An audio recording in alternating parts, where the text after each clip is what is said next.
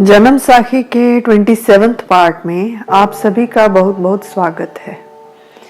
एक बार गुरुजी यात्रा करते करते कुरुक्षेत्र पहुंचे। वहां सूर्य ग्रहण का मेला लगा हुआ था।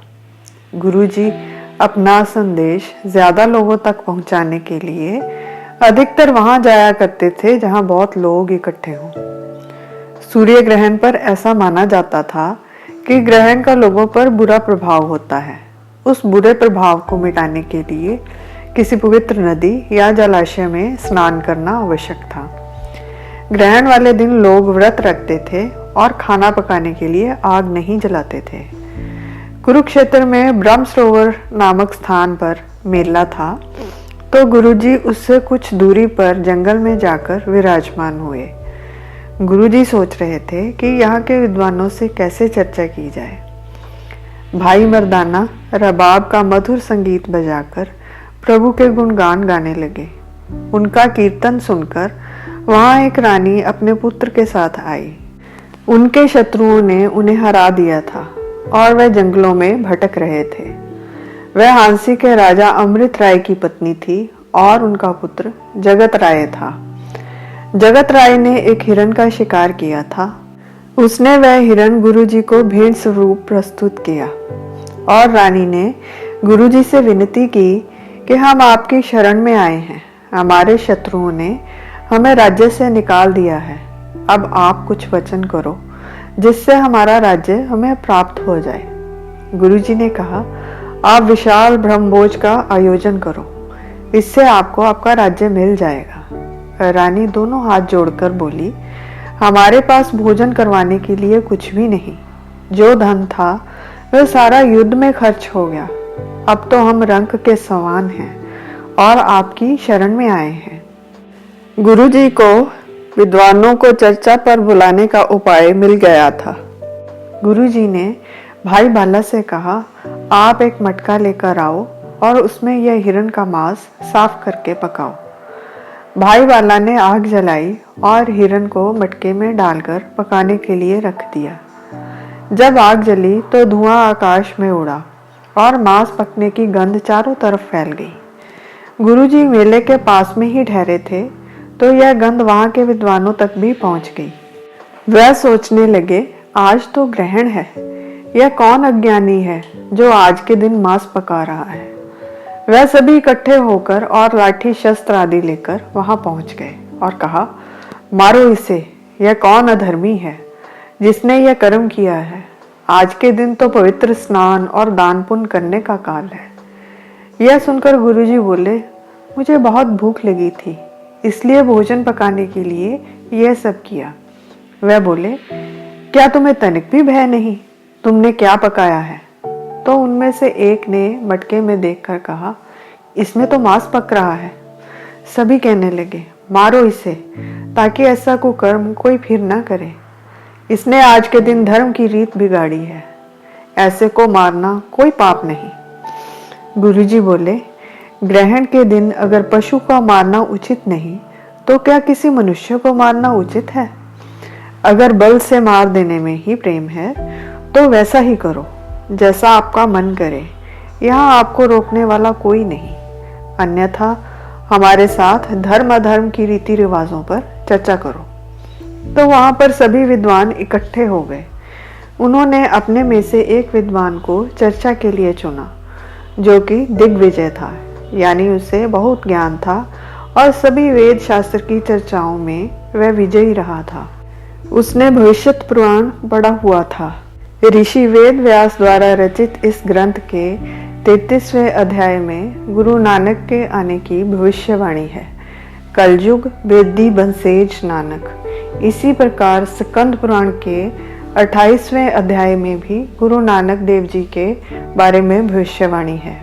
वहां से पढ़कर उसने अपना नाम नानक चंद रख लिया था। इस विद्वान के अनुसार केवल शाकाहारी खाना खाने से और वेद पुराण पढ़ने से ही मोक्ष की प्राप्ति हो जाती है, ऐसा उसका विश्वास था। गुरु नानक देव जी ने उसके इसी भ्रम को मिटाने के लिए यह चर्चा शुरू की थी। नानक चंद ने कहा, इस स्थान पर बहुत भारी संकट आ गया था, इसलिए मैं यहाँ आया हूँ। गुरुजी बोले, आपके मत अनुसार ब्राह्मण का यह धर्म है कि वह वेद पढ़े और यज्ञ करे। क्षत्रियों का यह धर्म है कि वह युद्ध करें, शिकार खेलें और यज्ञ करवाएं। हम अपने धर्म का पालन कर रहे हैं, आपको इसमें क्या दिक्कत है? यह सुन सभी विद्वान बोले, क्षत्रिय हमेशा अपने पास शस्त्र रखते हैं, आपका वेश तो फकीरी का है, बिना शस्त्रों के आप क्षत्रिय कैसे हो सकते हैं? गुरुजी ने उत्तर दिया, हमारे पास भी शस्त्र हैं। उस प्रभु का नाम तीखी तलवार है, सत्संग हमारा धनुष है, सभी के प्रति दया हमारा बाण है, जिससे मृग रूपी मन को हमने तत्काल ही मार गिराया है। ब्रह्म अग्नि में उसको जलाकर यज्ञ किया और प्रतिदिन हम ऐसा ही करते हैं। तो विद्वान बोले, आपने तो सचमुच का मृग मारा है और उसे मटके में डालकर अब पका रहे हो और हमें कुछ और ही बता रहे हो। गुरुजी ने जो उत्तर दिया वह सार रूप में बता रही हूँ। यहाँ जो कुछ है सब मांस से उत्पन्न हुआ है। पहले जीव अर्थात जीव आत्मा मांस में प्रवेश करता है, फिर गर्भ में उसका शरीर बन जाता है। जब वह बाहर संसार में आता है तो मुंह से मांस दूध पीने के लिए लेता है। उसका मुंह भी मांस का, जीभ भी मांस की और मांस में ही सांस आती है। जब वह बड़ा हो जाता है तो विवाह करके मांस को ही घर में ले आता है, फिर मांस से मांस उत्पन्न होता है। सभी रिश्तेदार भी मांस के बने होते हैं। जब किसी सच्चे सतगुरु से मिलता है वह उपदेश देकर सारे भेद बता देते हैं। वह अपनी चेतना और अपने शरीर को अलग अलग देख लेते हैं। यह भेद बिना सतगुरु के उपदेश के कोई नहीं जान सकता। खाली शब्दों के पढ़ने से मुक्ति नहीं मिलती। यह उत्तर सुनकर सभी विद्वान चुप हो गए। उन्होंने नानक चंद से कहा, तुम तो बहुत बड़े पंडित हो, तुमने सारा जग जीत लिया है, पर इस फकीर के सामने कोई चर्चा क्यों नहीं करते? तुम तो वेद शास्त्र जानने वाले बुद्धिमान हो। तब नानक चंद ने कहा, हे फकीर, किया तो तुमने अधर्म है और इस पर्व पर तुम इसे धर्म किस प्रकार बता रहे हो, जब सभी शास्त्र दोष लगा रहे हैं। आज के दिन तो दान, स्नान और पूजा का काल है और तुम इस पाप को पका रहे हो। यह तुम्हारा कैसा सिद्धांत है? उत्तर दो, नहीं तो तुम्हारा नाश होगा। गुरुजी ने उत्तर दिया, शास्त्र के अनुसार ज्ञानी देवताओं को गेंडा, घोड़ा आदि पशुओं की बलि चढ़ाते थे और उसे अधर्म नहीं मानते। जो विवाह आदि शुभ कार्य हैं वह भी बिना मांस के संपन्न नहीं होते। लोग दिखावा करते हैं कि वह मांस नहीं खाते, परंतु ज्ञान ध्यान की बात कोई नहीं जानता। अब अंधे से क्या कहा जाए? वह जो शास्त्रों में कहा गया है उसे समझ ही नहीं पाते। तुम खुद भी उस आत्म तत्व को नहीं जानते और लोगों को बता रहे हो और सूझवान विद्वान भी कहलाते हो। तुम जान ही नहीं सकते मांस कहाँ से पैदा हुआ। अन्न, गन्ना और कपास सभी पानी से उपजते हैं। सारा संसार पानी से उपजता है। जो अज्ञानी हैं वह वर्ण आश्रम के चक्रव्यूह में फंसे हैं। मन में तो कई रस खाने की इच्छा है, क्योंकि भोगना इंद्रियों का धर्म है। सभी इंद्रियां, आँख, नाक, कान, जीवा और त्वचा सभी अपना अपना रस भोगना चाहती हैं, परंतु दिखावे के लिए अन्न का त्याग करते हैं और फिर वैष्णव होने का अभिमान भी करते हैं। उनका कभी इस जन्म मरण के चक्कर से छुटकारा नहीं होता। केवल जो जल से उत्पन्न सभी रसों का त्याग करता है, अर्थात जिसे किसी प्रकार की चीज देखने की, सुनने की, सूंघने की, स्वाद लेने की और स्पर्श करने की इच्छा नहीं होती, वही सच्चा सन्यासी है। केवल मांस खाना छोड़ने से ज्ञान की उत्पत्ति नहीं होती। इच्छा रहित जीवन जीना ही सच्चा सन्यास है और सच्चे गुरु की कृपा से ही अपनी चेतना को इस शरीर से या मांस के बने इस पुतले से अलग देखा जा सकता है। यह सुनकर नानक चंद ने हाथ जोड़कर पूछा, आपका क्या नाम है? गुरुजी ने कहा, हमारा नाम नानक है और उस निरंकार के सेवक हैं। यह सुनकर नानक चंद ने अपने साथियों से कहा कि भविष्य पुराण में भी लिखा है कि श्री नानक अवतार धारण करेंगे। यहीं से मैंने अपना नाम नानक रखा था।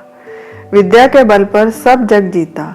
अब मुझे यह आभास हो गया है कि मैं वो नानक नहीं हूँ जो जगत का उद्धार करने के लिए आए हैं। जिनके वचनों के तुल्य कोई नहीं, उनके सामने कौन बोल सकता है। जो इनका उपदेश सुनते हैं उनके जगत के सारे कलेश मिट जाते हैं। आज से मैं अपने नाम से क अक्षर हटा देता हूँ। अब सभी मुझे नानक नहीं नानू कहेंगे। नानक नाम तो इन्हीं को शोभा देता है। गुरु जी ने उपदेश दिया, प्रभु के नाम का सदा जाप करो और बांट कर खाओ।